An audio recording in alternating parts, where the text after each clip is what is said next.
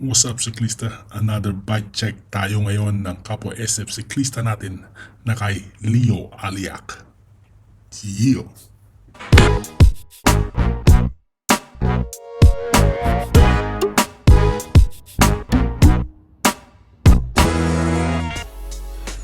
Alright, this is the 2018 Trek Madone, size 56. Ang group set nito is all R8000 Ultegra. Here's the cockpit. It's aluminum lahat. Stem and the handlebar is aluminum.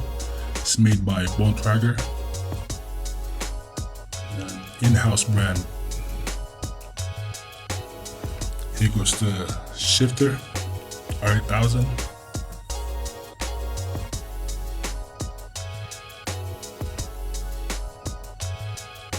And here's the TRP integrated brake. Ang ganda tingnan. Aero na aero. Ang wheelset niya is a CAMPY bullet hybrid, carbon and aluminum.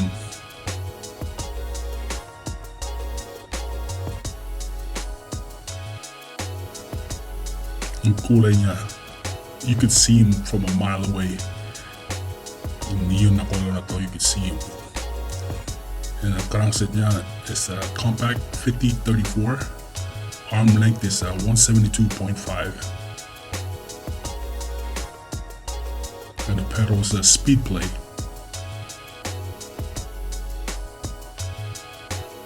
So we go from the back, yung rear derailleur niya.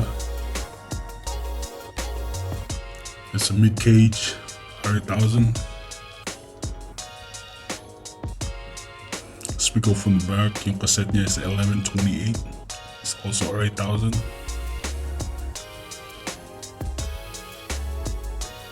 Rear brake. So shiny. Madumi lang. Madone.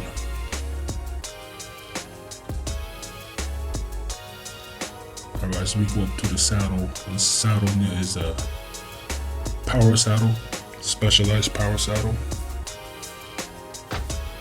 Yung ganda ng kulay, it matches the whole bike. It's a 155. Yan ang junction ng DI2 kung lalagyan niya ng DI2. There's a elite bottle cage.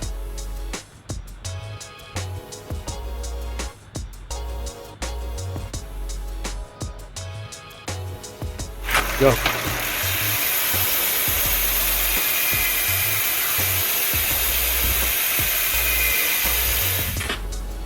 Alright, ito yung maganda. Look at that. Parang aeroplano. Every time you turn, it opens up. Parang aeroplano, man. That's nice. Nice, aesthetically nice.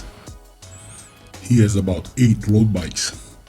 And he could tell all the difference from his bike. Ito daw ang pangalawang paborito niya.